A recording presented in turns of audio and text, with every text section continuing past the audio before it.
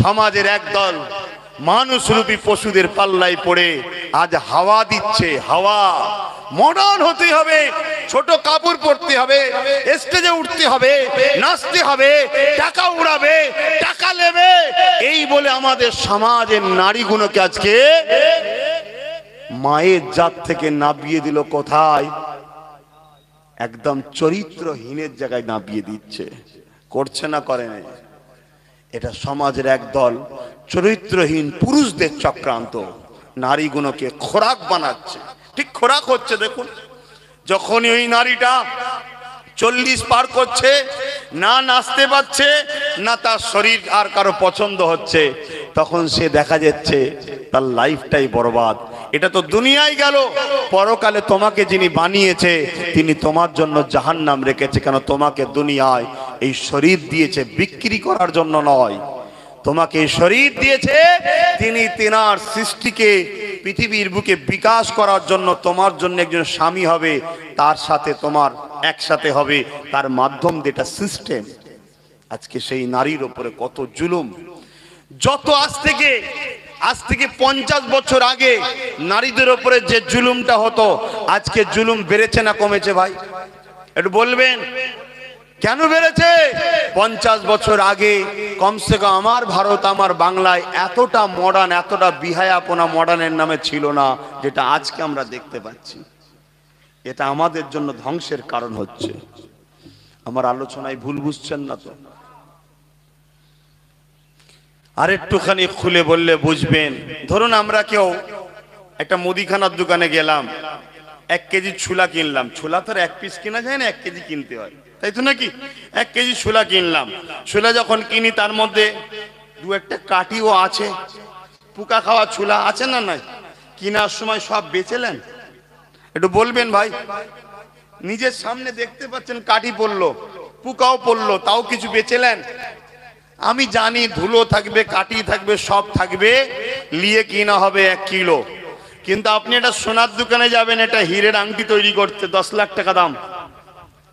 হীরের আংটিটা তৈরি হয়ে গেছে, যখন আপনার হাতে দিয়েছে দেখছেন একটা পাথরের ওপরে চুলের থেকেও সরু সামান্য একটুখানি 1 বিন্দু টাইপের একটা দাগ চলে গেছে। কোনো খুঁত নয়, হাতে দেখছেন কোনো দাগ নেই, একটা দাগ মতো আছে। ওটাকে আপনি নেবেন? আর নেবেন কেন ভাই? এই দোকানদারের উপরে এত দয়া, ওই দোকানদারের উপরে তো রাগ কেন? না, এখানে কাটি হোক, পোকা খাওয়া হোক, সব চলে যায়, কিন্তু ওটা মূল্যবান জিনিস, ওখানে সামান্য দাগও চলে না। একটা পুরুষ হলো ওই ছোলার দোকানের ছোলা টাইপের, এর যতই 20টা দাগ লাগুক তাও এর বিয়ের সময় হাসতে হাসতে চলে যায়। কিন্তু আমার বোন যদি খারাপ নাও হয়, কোন বন্ধুর সঙ্গে যারা সেলফি তুলে ফেলে, ওটাই যদি ভাইরাল হয়ে যায়, বাপের মাথার ঘুম হারাম হয়ে যাবে।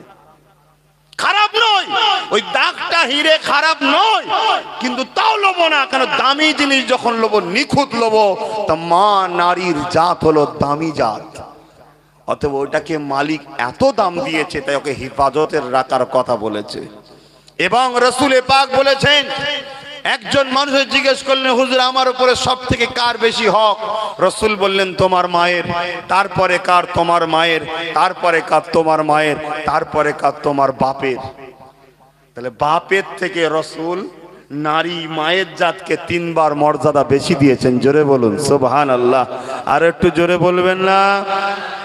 আর আমরাই দেখুন ইসলামের মান্যওয়ালা যাদের উপরে দাগ এসেছে, আমরা নাকি নারীকে অপমান করি। আমরাই আবার নারীর সম্মানের কথা বেশি শুনে আমরাই সুবহানাল্লাহ বলছি। সুবহানাল্লাহ কখন বলা হয়? যখন খুশি হয়, ঠিক না বেঠিক? হ্যাঁ। সাহাবী জিজ্ঞেস করলেন, হুজুর নারীর মর্যাদা 3 গুণ বেশি কেন, আগে কেন? রাসূল বললেন, 3টে এমন কষ্ট নারী ভোগ করে যেটা পুরুষ করে না। কি? নাম্বার 1, নারী যখন পেটে বাচ্চা ধরে, পুরুষ কিন্তু পেটে বাচ্চা ধরে না। এই বাচ্চা ধরার জন্য মায়ের মর্যাদা বাপের থেকে বেশি। জোরে বলুন সুবহানাল্লাহ। 2 নম্বর, নারী যখন বাচ্চা প্রস্রাব করে, ওই ভূমিষ্ঠ হওয়ার যে যন্ত্রণা নারীর, ওই যন্ত্রণা কিন্তু বাপ ভোগ করে না, ওটা মা ভোগ করে, তাই মায়ের মর্যাদা বেশি। জোরে বলুন সুবহানাল্লাহ। 3 নম্বর হলো নিজের সৌন্দর্য। আর বেশি খুলে বলবো না। নারীর সৌন্দর্য সেই স্তন পান করিয়ে বাচ্চাকে বড় করে দুধ পান করিয়ে মা ওটা বাপ করে না, তাই ওই মায়ের মর্যাদা বাপের থেকে 3 গুণ বেশি। আর মা হলো নারী। আর জোরে বলুন সুবহানাল্লাহ। আর একটু জোরে বলবেন না? আহা, প্রত্যেকের ঘরে মা আছে না নাই? নিজের স্ত্রী ছাড়া পৃথিবীর সব মেয়েকে মা বোন বেটি বলে চিনবেন। নিজের জেহেনকে ঠিক করুন, দেখবেন সব ঠিক হয়ে যাবে। কিন্তু আমার মা বোনেদের জন্য একটা দায়িত্ব আছে না নাই? সে দায়িত্বটা কি? আল্লাহর হুকুম। আল্লাহর হুকুম কি? ঘরে থেকে যখন বাইরে বেরোবে তুমি তোমাকে ঢেকে বাইর হও, ঢেকে বাইর হও। কেন? লোহা বাজারে যখন নিয়ে যাওয়া হয় ঢেকে নিয়ে যাওয়া হয় না, কিন্তু দামি সম্পদ যখন নিয়ে যাওয়া হয় ঢেকেই নিয়ে যাওয়া হয়। ঠিক না বে ঠিক গো? আসেন বাপেরা, বিদায় নেব। বিদায় নিবার আগে বলে দিয়ে যায়, আল্লাহ নবী যা করেছে আমাদেরকে করতে হবে, আল্লাহ নবী যা নিষেধ করেছে আমাদেরকে ছেড়ে দিতে হবে।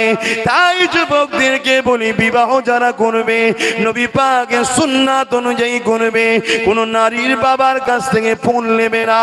এ যুবকেরা, তরুণেরা, বাপেরা, উপরন্ত তুমি নিজে ওই নারীর সম্মানের জন্য দেনমোহর দেবে, তার মূল্যর জন্য টাকা দেবে, তাকে ইজ্জতের জন্য তার খুশি করে দেবে। এই যুবকেরা, তরুণেরা, বাপেরা, তাকে নিয়ে আসবে, নিজের ঘরটা সুন্দর করে সাজিয়ে রাখবে। কেননা তোমার জন্য এখন দায়িত্ব তাকে নিতে হবে।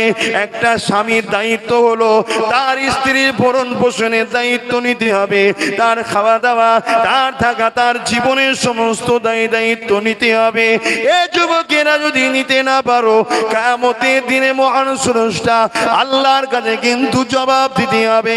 মনে করো না তোমার ঘরের স্ত্রী তোমার ঘরের চাকরানি, না না না, আল্লাহ পাক তারও মর্যাদা দিয়েছে। আর নারীরা মনে রেখে দিও, তোমার যে অভিভাবক গার্জেন হলো পুরুষ, ওই যে তোমার স্বামী, মহান স্রষ্টার সিস্টেম এটা। এই স্বামীকে সম্মান করবে, পেয়ার করবে, তার সুখে দুঃখে সাথ দেবে, তাকে উৎসাহিত করবে, তাকে ছোট করে দেবে না। তার মনটা খারাপ হয়ে যাবে, সে তো তোমার জন্যই বাইরে ছুটে ছুটে কাজ করে, দিন রাত খেটে খেটে খেটে খেটে তোমার মুখে খাবার তুলে দেয়। সে নিজে কম দামি কাপড় কেনে, তোমাকে দামি দামি কাপড় দেয়। সে নিজেই বকরাই দে, ভালো জিনিস নেয় না, কিন্তু তোমার গলাতে সোনার হার বানিয়ে দেয়। কোনোবারে যদি তোমার স্বামীর ইনকামটা কম হয়ে যায় বা কোনো কাজ যদি ঠিক মতো করতে ভুল হয়ে যায়, তুমি তোমার স্বামীকে উৎসাহিত করো, চিন্তা করবেন না আমি আপনার পাশে আছি, মন খারাপ করবেন না, আপনি আগিয়ে চলুন, আজ হয়নি কাল হবে। এতে আপনার স্বামী আপনাকে আরো বেশি ভালোবাসবে, সংসারটা সুন্দরভাবে চলতে থাকবে। সংসারে যদি শান্তি না থাকে পৃথিবীর কোনো জায়গাতে আর শান্তি পাবেন না। আর সংসার যদি শান্তি থাকে পৃথিবীর সমস্ত বাধাকে, পাহাড় হলো পাহাড়কে ভেঙে আগিয়ে যাওয়াটা প্রতিটা পুরুষের জন্য সম্ভব।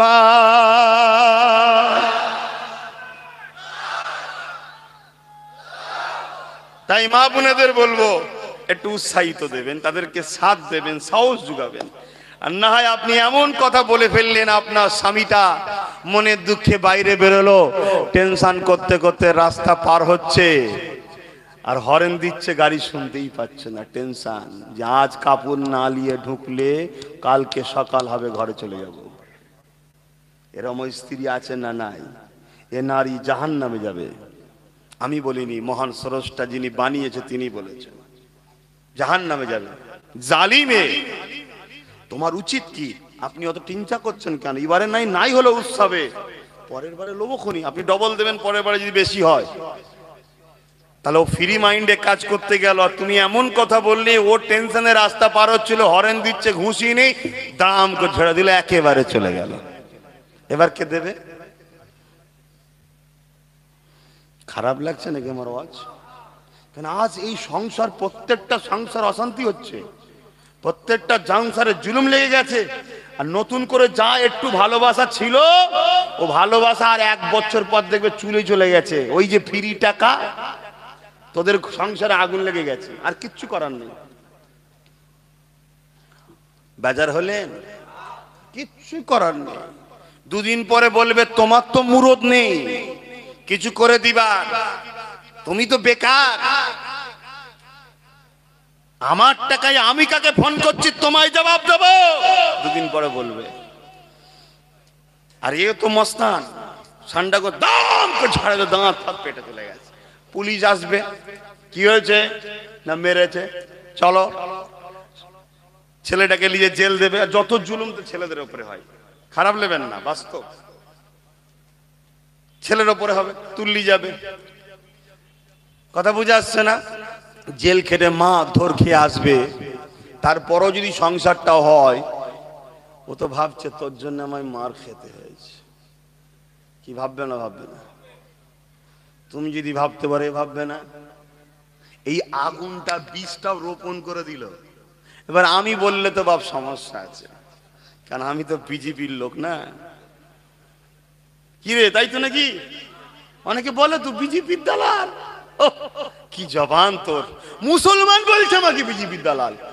যার বাপ কলেমা পেয়েছে আমার বাপ দাদার ওসিলায়, তার ঘরের ছেলে আমায় বিজেপির দালাল বলছে। কেন? 2000 টাকা পেয়েছে, ওকে বলি বিজেপির দালাল যা।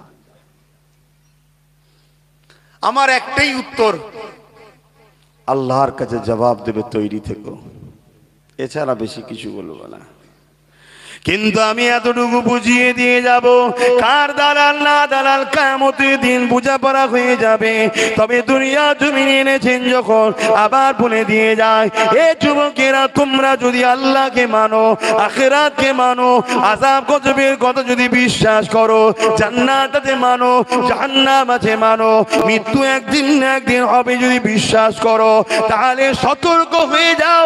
এই দুনিয়ার জিন্দেগি আসল জিন্দেগি নয়। এটা তো মহান স্রষ্টা পাঠিয়েছে পরীক্ষার জন্য। নারী পুরুষ মিলেমিশে স্বামী স্ত্রী সংসারের মধ্যে দিয়ে সন্তান হবে, ওই সন্তান আবার বড় হবে, তার নিকাহ হবে, আবার সন্তান হবে। কিন্তু দুনিয়া একদিন ধ্বংস হয়ে যাবে। কেন? আল্লাহ পাকের আখিরি কিতাব কোরআন জানিয়েছে, কুল্লু মান আলাইহা ফান, সবকিছুই ফানা হয়ে যাবে, ধ্বংস হয়ে যাবে। যেদিন তুমি উঠবে ময়দানে মাশরে, ওই দিন তোমার কাছে জবাবটা নিয়ে হবে, এ আমার বান্দারে নামাজ পড়েছিস কি? বল। আপনি বলবেন হ্যাঁ পড়েছি। শুধু হ্যাঁ বললে হবে না, কাকে অনুসরণ করে পড়েছি, অর্থাৎ নামাজ পড়লো নবীকে ফলো করে পড়তে হবে, নবী যেভাবে পড়েছে ওইভাবে পড়তে হবে। রোজা রাখলে শুধু হবে না, নবী যেভাবে রেখেছে বা রাখতে বলেছে। হজ করলে শুধু হবে না, নবী যেভাবে করেছে বা করতে বলেছে। আজকে তো কাবা শরীফের পাশে দাঁড়িয়ে একদল বেহুদা হাজি রয়েছে, যারা সেলফি তুলতে লেগেছে। ও হাজি নয়, ও পাজি, ও জাহান্নামী। মনে রেখে দেবেন, অনেকে মনে করে হজ করলে জান্নাতে যাবে। এটা মিথ্যা কথা, মিথ্যা কথা। লক্ষ নয় কোটি কোটি হাজি ও জাহান্নামে যাবে। কেননা আল্লাহ নবীকে প্রেম যারা করেছে, নবীকে ফলো করে যারা হজ করেছে, শুধুমাত্র তারাই জান্নাতে যাবে।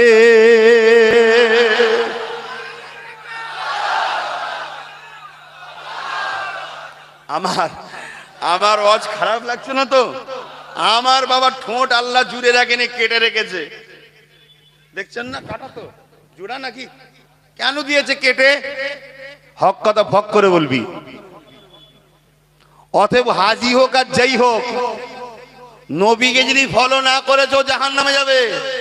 আমরা হয়তো গলায় গরুর মালা যেমন কুরবানিতে দিয়ে, ওরকম হয়তো এয়ারপোর্ট থেকে দিয়ে নিয়ে এলাম, গরু এসছে, দেখেন না মালাতে নিয়ে আসে। এইসব কথা বলে ফেলি, আবার রেগে যাচ্ছেন নাকি? কিচ্ছু করার নেই বাপ। কেন? ইসলামটা আমার বাপের নয়, আর আমার দাদরও নয়। আর ইসলামটা তোমার বাপ দাদা 14 পুরুষ কারো নয়। ইসলামটা হলো মহান স্রষ্টার মনোনীত ধর্ম। আর মোস্তফা জানে রহমত এই ইসলামের জন্য মার খেয়েছে, রক্ত ঝরিয়েছে। নারীর অধিকারের জন্য রসুলকে পাহাড়ে বন্দি থাকতে হয়েছে নারীদেরকে বাঁচাতে গিয়ে। আজও বড় বড় অনুষ্ঠান হয়ে যায়, সেই সব অনুষ্ঠানের পরে দেখা যায় হসপিটালে লাইন লেগে গেছে, অসহ্য। তারপরে আবার বিভিন্ন ডাস্টবিনে বাচ্চা ছেলে পাওয়া যাচ্ছে, কুকুরের মুখে বাচ্চা ছেলে। হে শ্রেষ্ঠ মানুষ, আজকে কত নিকৃষ্ট হয়ে গেল। সামান্য নিজের খায়েশ মিটাবার জন্য একটা আল্লাহর সৃষ্টি কুকুরের মুখে ছুটছে, থলেদের জড়ানো পড়ে আছে। কাঁদছে, লোক তুলে আনছে, এরকম সন্তান অবৈধ পাওয়া যায় না, যায় না। এ সমাজ এত উলঙ্গ হলো কি করে? এ সমাজ উলঙ্গ হওয়ার পিছনে একদল জালিম সন্ত্রাস লিডারদের হাত আছে, নেতাদের হাত আছে, আছে না নাই? যারা সব দুষ্কৃতিগুলোকে সাইডে রাখে, ওই দুষ্কৃতীরা এইসব অবৈধ কাজ করে, আর সেই সব সন্তানকে গোপনে অস করে মেরে ফেলা হয়, ফেলে দেওয়া হয়, ডেলিভারি হয়ে গেলে ফেলে দেওয়া হয়। সমাজে যে আইন শৃঙ্খলা করা হতো, আইন যদি করা হতো, অবৈধ সম্পর্ক করলেই ফাঁসি, প্রকাশ্য ফাঁসি, 2-10টা দিলে আর কেউ যেত ভাই? ও ভেতরে যে শয়তান উঠছিল না, ও আর জীবনে মাথা তুলবে না। দরকার নেই বাবা, এক্ষুনি ঝুলে যেতে হবে। কি ঠিক না বেটি? তাহলে হাজার হাজার মানুষ জাতির বাচ্চা বেঁচে যেত। যে জাত তার জাতের ভালো চাই না, সে জাত আবার কিসের মানুষ? হ্যাঁ, একটা অবলা পশুকে দেখে শিক্ষা নেন। কুকুরের যদি কোনো জায়গায় বাচ্চা হয়, মাফ করবেন, খারাপ লিখছেন না, মানে ব্যাপারটা গেছে এত কঠিন, সমাজে ব্যাধি হয়ে গেছে, তো ওই কি বলে সামান্য সামান্য হালকা পাওয়ারের ওষুধ দিলে আর রোগ সারছে না, ওই জন্য এত কড়া কড়া ডোজ দিতে হচ্ছে। আর ডোজ দিতে গিয়ে বাপ আমার দুশ্মনও বাড়ছে না, কমছে। কিন্তু যে কটা ভালোবাসছে একদম সলিড তৈরি হচ্ছে আবার, ঠিক না বেটি? অপর দিকে যেমন দুশ্মন বাড়ছে, কিন্তু যে কটা ভালো হয়ে যাচ্ছে একদম পুরো রোগ নির্মূল হয়ে যাচ্ছে, আর কোনো রোগ থাকছে না। থাকছে নাকি রোগ? রোগ নেই তো। খুব সাবধান, নীতি একটা করো, ভাইজান তো ভাইজান, আর না তো না। এখানেও চুমু, ওখানেও চুমু, ওখানেও চুমু। এ তো সেই চরিত্রহীন নারীদের মতো সব জায়গায় আছে, সবাইকে সাথে করলে ঘুরছে, সবাইকে খুশি করছে, কারো মনে দুঃখ দেয়নি। এমনও দয়ার সাগর আছে না নাই? ওরকম যেন হয়ে যাওনি। নীতি একটা হবে, নীতি আমার আমার আমার নয় তো আমার নয়, নীতি ঠিক রাখো। একটু বড্ড কড়া কড়া হয়ে যাচ্ছে ডোজ নাকি? হ্যাঁ, কিছু লোকের মন্ডন শুকিয়ে যাচ্ছে, একটু হাঁস কমসে কম। অনেকে তো আমাকে বলে, আবার মাস্কটা একটু খোলেন, একটু দেখি মুখটা, আবার বলে একটু হাসেন। তা আমারও তো মনে হচ্ছে তোর একটু না হাসলে টেনশন হচ্ছে, তো আবার ধরবিনি তো রাস্তায় নামার পরে। কি গো, সব সাইডে কেন?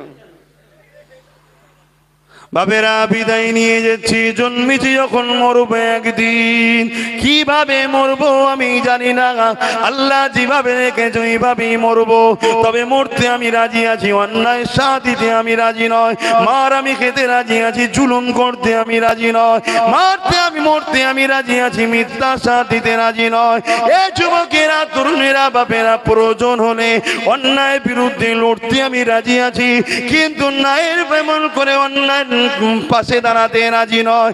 এ যুবকেরা, তরুণেরা, বাবেরা, আল্লাহ নবী, নূর নবী, দয়া নবী যেভাবে চলেছে আমাদেরকে জীবন যাপন ভাবে করতে হবে। যারা সংসার করবেন, বিবাহ করবেন, আল্লাহ নবী যেভাবে করেছে সংসার জীবন যাপন ওইভাবে করতে হবে। একটা কথা মনে পড়ে গেছে, একটু বলি শোনেন। সবাই বলুন, পৃথিবীর বুকে কোন পুরুষগুলো উত্তম পুরুষ? বলুন, পৃথিবীর বুকে কোন পুরুষগুলো উত্তম পুরুষ? বলতে পারছেন না? যাদের সার্টিফিকেট তাদের বিবিরা দেয় যে আমার স্বামী ভালো, সে হলো উত্তম পুরুষ। জোরে বলুন সুবহানাল্লাহ। আর একটু জোরে বলবেন না? তাহলে আমরা যতই লাপাই, আমাদের সার্টিফিকেট কার কাছে? চাচা, চাচি আছে তো? সার্টিফিকেট কি দিয়েছে, ভালো না খারাপ? ব্যাস, আপনি উত্তম পুরুষ। হাসি নয়, একদম পারফেক্ট কথা। আমি আব্বাস সিদ্দিকী পীর সাহেব, পীরের ছেলে। আমার স্ত্রী যদি বলে আপনি ভালো নয়, তো আমি ভালো নয়। ইসলাম এটা, এটা ইসলাম। আর পৃথিবীর বুকে একটা মানুষ সবার কাছে ভালো হতে পারে, স্ত্রীর কাছে ভালো হওয়াটা দম থাকা দরকার। কি? হ্যাঁ, ও যতই দাও যেন মনে হয় কিছুই দেওয়া হয়নি। এতদিন ঘর করলাম, কোনোদিন আমাকে একটা ভালো শাড়ি দিলেন? এই ঈদেই হয়তো দুটো দিয়েছে। আমার মা বোনেরা ভুল বুঝবেন না, যারা আল্লাহর প্রেমিক নারী আছে তারা স্বামী না দিলেও বলে আমার স্বামী অনেক দেয়। ঠিক না বে ঠিক? হ্যাঁ, আমি সবাইকে তুলনা করছি না, কিন্তু আমি বুঝাতে চাইছি এটা একটা পুরুষ যদি তার স্ত্রীর কাছে বলে যে ভালো, জানতে হবে বাইরের সবার কাছে ভালো হতে পারে। ঠিক না বে ঠিক গো? হ্যাঁ, আল্লাহর রসুলের ইসলাম দেখুন নারীদেরকে কত মর্যাদা দিয়েছে। আমি তো অজ করতে করতে 4:30 পারে চলে গেছে। তাহলে লাইফে আমাদের যা কিছু করব ফলো কাকে করব? জোরে বলুন, রসুলকে। ঠিক না বেটি? বাপেরা, নওজওয়ানেরা, এক কথাই বলে দিই, পৃথিবীর জমিনে দুটো দল আছে। একটা দল ইবলিস শয়তানের, আর একটা দল রাসূল পাক সাল্লাল্লাহু আলাইহি ওয়াসাল্লামের। এ যুবকেরা, তরুণেরা, বাপেরা, আপনারা কোন দলে থাকতে চান একটু বলুন। কিছু লোক তো চালাক, বলছে আমরা দু দলেই থাকবো। এ আছে না নাই? এই গো শুনছুনি আমি কি জিজ্ঞেস করলাম? সারা রাস্তা তো গাড়ির কাঁচ ঝাড়তে ঝাড়তে এলে, বলো কি জিজ্ঞেস করি? এইরকম শুনলে তাহলে তো ঝগড়া হবেই। বলেন, পৃথিবীতে এরকম লোক আছে না নাই যে আমি দু দলেই থাকবো? হ্যাঁ আছে। মুখে বলে নবীর দলে, আখলাকে কাজে চলন ইবলিসের দলে। এ যুবকেরা কি করে বুঝবেন? বলে ইসলাম যে কোনো নিষেধ করেছে ওইগুলোকে তারা পছন্দ করে বলে, কিন্তু সেগুলো তারা খায় না, করে না, কিন্তু যারা করে তাদেরকে সাপোর্টও করে। আছে না নাই? নামাজ পড়ার বেলায় নবীর দলে, রোজা রাখার বেলায় নবীর দলে, হজ করার বেলায় নবীর দলে, মাহফিলে থাকার বেলায় নবীর দলে। এ দুনিয়ায় নারীদের যে পনের অত্যাচার চলছে এটাকে বন্ধ করা দরকার।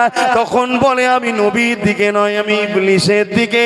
তাই ইবলিসের দল যারা পণকে চালিয়ে রেখেছে তখন তাদেরকে তারা সাপোর্টও করে। এই সমাজে এরকম লোক আছে না নাই? ইসলাম মদকে আরাম করেছে, কেননা মদের জন্য মানুষের মানুষত্ব হারিয়ে যায়। আজকে দিনে ভারতের বুকে সব থেকে বেশি ক্রাইম হচ্ছে মদের কারণে। আজকে দিনে সব থেকে বেশি নারী তালাক হয়ে যাচ্ছে বা সংসারে ডিভোর্স হয়ে যাচ্ছে মদের কারণে। আজকে দিনে নারীরা বেশি অত্যাচারিত হচ্ছে মদের কারণে। প্রতিটা বাড়িতে মার খাচ্ছে মদের কারণ, মদের কারণ, মদের কারণ। এই মদকে ইসলাম হারাম করে দিয়েছে 1400 বছর আগে। কেননা মদ মানুষের মানুষত্ব যেমন হারিয়ে ফেলে, মদ মানুষের লিভারকে নষ্ট করে দেয়, মদ মানুষের সৌন্দর্যকে নষ্ট করে দেয়, মদ মানুষের কিডনিকে নষ্ট করে যায়। সব থেকে বড় কথা, মদ মানুষের যৌবন শক্তিকে হারিয়ে ফেলে। যখন খাবেন 2-4-5 দিন বড় মজা লাগবে, তারপরে কিন্তু যৌবন শক্তি যেটা হয় ওইটাকে মদ নষ্ট করে দেয়। এই জন্য মানুষের জন্য যেটা ক্ষতি, ইসলাম সেটাকে হারাম করে দিয়েছে। এই যুবকের এই সমাজে কিছু লোক আছে যারা বলে আমরা আল্লাহ মানি, নবী মানি, অথচ তারা মদ পান করে। আমি তাদেরকে বলবো মদ খেও না, ছেড়ে দাও। আবার কিছু লোক আছে বলে আমরা মদ খাই না, কিন্তু দেখা যায় তারা মদ যারা খায় বা মদকে সমাজে প্রতিষ্ঠিত যারা করতে চায়, যারা মানুষের বাড়ি বাড়ি বাড়ি বাড়ি বাড়ি বাড়ি ফ্রিতে মদ দিতে চায়, তাদেরকে সাপোর্টও করে। এই রকম নবী মাননেওয়ালা লোক আছে না নাই? মনে হয় এরা মোমেন। এদেরকে কি বলা হয়? মুনাফিক। এখন বলুন, এই মুনাফিক যদি আমার আপনার হুজুর হয়ে যায়, লিডার হয়ে যায়, ইমাম হয়ে যায় বা সমাজের নেতা হয়ে যায়, তোমার আমার ইনসাফ হবে? তুমি আমি মাথা তুলে বাঁচতে পারবো? তাই আনিস খানের বিচার এখনো হয়নি, আর হবেও না। এই কথা বুঝছেন না, বোঝেন না? কি করে হবে বলুন? কি করে হবে? এই কখনো সম্ভব? এ যুবকেরা, তরুণেরা, আমরা দুনিয়ার জমিনে জন্ম নিয়েছি কেন? আমাদের মালিক আল্লাহ পাকের হুকুমকে মেনে চলবো। নামাজ যেমন হুকুম করব, রোজা যেমন হুকুম করব, যাকাত যেমন হুকুম করব, দান খায়রাত যেমন হুকুম করব, এক কথাই নবী যা করেছে তাই করব। আল্লাহ নবী দিন দুনিয়া বাদশা বিবুল্লাহ জানিয়ে দিলে মদ খাওয়া আর মদকে সাপোর্ট করে একই পাপ, চুরি করার চোরকে সাপোর্ট করে একই পাপ, খুন করা খুনকে সাপোর্ট করে একই পাপ, দেশের বিরুদ্ধে লড়াই করা আর দেশদ্রোহীকে সাপোর্ট করা একই অন্যায় একই পাপ। সমাজের মানুষের কেউ লুটবে তারকে সাপোর্ট করা আর যে লোটে তারা দুজনে একই পাপের আসামি। তাই বলে দিয়ে যায়, এ যুবকেরা তোমরা প্রতিটা কদম জাহান্নামের দিকে আগিয়ে দিচ্ছ, তোমরা বুঝতে পারছো না এই সমাজের মধ্যে দুটো জিনিস আছে, একটা হলো হকল্লাহ আল্লাহ পাকের হক, আর একটা হলো বান্দার হক। আল্লাহর হকে যদি ভুল হয়ে যায় আল্লাহ পাকের কাছে কাঁদলে মাফ হয়ে যাবে, যেমন নামাজ আল্লাহর হক, যদি কম হয়ে যায় কাঁদলে মাফ করে দেবে। রোজা আল্লাহ পাকের হক, যদি ভুল হয়ে যায় কাঁদলে মাফ করে দেবে। এমন করে যদি রেখে দাও এ নবী পাকের প্রেমিকেরা, হক আল্লাহ পাকের হক, যদি কম হয়ে যায় কাঁদলে মাফ করে দেবে। কিন্তু গরিবের উপরে জুলুম করা এটা ওই বান্দার হক, ওই বান্দা যদি মাফ না করে কখনো মাফ হবে না। তুমি মনে করছো আমি তো জুলুম করিনি, তুমি জুলুম করনি, কিন্তু যে জুলুম করে তাকে তুমি সাপোর্ট করেছো, তাই তুমিও জাহান্নামী হচ্ছ। তুমি বুঝতে পারছো না তোমাদের ঘরে জাহান্নামীরা কিভাবে নিজেদের দলে ঢুকিয়ে দিচ্ছে। এই সমাজে কেউ মদকে প্রতিষ্ঠিত করলো, ভালো ভালো লোকগুলো মাতাল হয়ে যাচ্ছে, তুমি বলছো আমি তো মদের প্রচার করিনি, কিন্তু মনে রেখে দিও যে প্রচার করে তাকে তো তুমি সাপোর্ট করেছো। তাই যে প্রচার করলো সাপোর্ট করলো উভয়ের শাস্তিটা এক হয়ে যাবে। এই সমাজে কেউ চুরি করলো আর তুমি বললে আমি তো চুরি করিনি, মনে রেখে দিও চোরের শাস্তি যেমন হবে তুমি সাপোর্ট করার জন্য তোমার শাস্তি হবে। আজকে এই সমাজের পুলিশরা, একদল পুলিশ আনিস খানকে চার থেকে ফেলে দিল, প্রমাণ হয়ে গেল। যদি আজকে আনিস খানের বিচার না হয় এই যুবকেরা শুনে রেখে দাও, আনিস খানকে যারা মেরেছে খুনি ওরা জাহান্নামে যাবে যাবে যাবে। ওদেরকে যারা সাপোর্ট করেছে বা করবে তারা ওই খুনির আসামি জাহান্নামে যাবে। ভুল বলছি?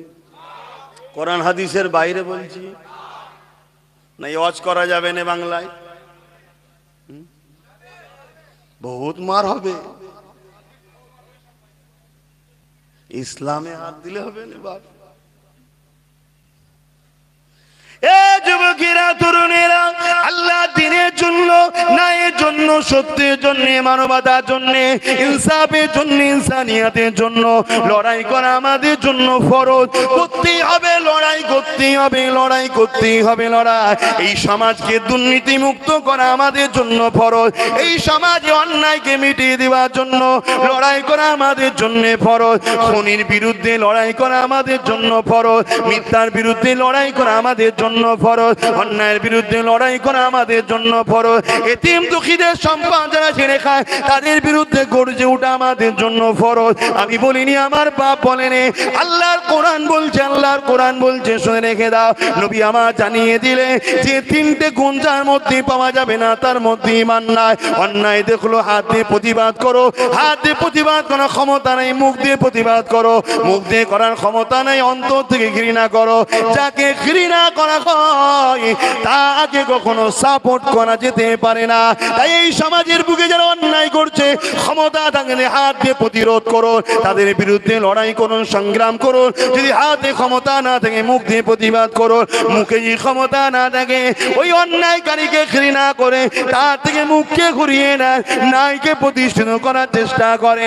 এ যুবকেরা, তরুণেরা, বাপেরা যদি বলেন আমরা করতে পারবো না, দুনিয়া জালিমে রক্ত চক্ষু থেকে যদি পিছিয়ে যায়, দুনিয়ায় জানকে বাঁচাবার জন্য যদি সরে যায়, দুনিয়ার ঘরগুলোকে বাঁচাবার জন্য সরে যায়, দুনিয়ার কেস কামারি বাঁচাবার জন্য সরে যায়, মনে রেখে দেবেন আল্লাহ পাক কিয়ামতের দিন ছাড়বে না। কারণ এটা তোমার আমার জন্য কাজ। কুনতুম খায়রা উম্মাতিন উখরিজাত লিন-নাস তা'মুরুনা বিল মা'রুফি ওয়া তানহাউনা আনিল মুনকার। সময় সংক্ষিপ্ত, তাড়াতাড়ি বলছি বুঝে নাও। আল্লাহর কোরআন জানিয়ে দিল, এ শ্রেষ্ঠ উম্মত তোমরা মানুষকে ভালো কাজের আদেশ করবে, খারাপ কাজ থেকে মানুষকে দূরে রাখবে। এই দূরে রাখতে গিয়ে যা যা করা দরকার তাই করতে হবে। এটা আল্লাহর হুকুম, আল্লাহর হুকুম, আল্লাহর হুকুম। দুনিয়ার চোর নেতাদের জন্য যদি করতে পারো, দুনিয়ার জালিমের জন্য যদি করতে পারো, দুনিয়ার সবার জন্য করতে পারো। যিনি হাত দিয়েছে তার জন্য কেন হাত ব্যবহার করবে না? যিনি পা দিয়েছে তার জন্য কেন ব্যবহার করবে না? যিনি জবান দিয়েছে তার জন্য কেন ব্যবহার করবে না? এই আসো ঐক্যবদ্ধ হও, আগিয়ে চলো। কেননা মৃত্যু একদিন না একদিন হবে। আজকের দিনে আব্বাসে যদি মৃত্যু লিখে থাকে, পৃথিবীর সবাই মিলে বাঁচাতে চাইলেও বাঁচাতে পারবে না। আর আল্লাহ যদি আমার মৃত্যু না লিখে থাকে, তামাম পৃথিবীর সবাইকে চলে আসে মারবে, আমায় মারতে পারবে না। এরই নাম হলো ঈমান, এরই নাম হলো বিশ্বাস। এই বিশ্বাস যাদের অন্তরে আছে, সর্বসময় ন্যায়ের পক্ষে থাকো, সর্বসময় সত্যের পক্ষে থাকো। তোমরা মানুষ নাই, সত্য কোনটা বুঝবে কি করে? এর জন্য নবী আমার মিশকাত শরীফে আব্দুল্লাহ ইবনে আমার থেকে রয়াত করে দিল, এ আমার মাননেওয়ালারা, চোখ মুজে তোমরা কুরাইশ বাচ্চার ঝান্ডার নিচে দাঁড়াও।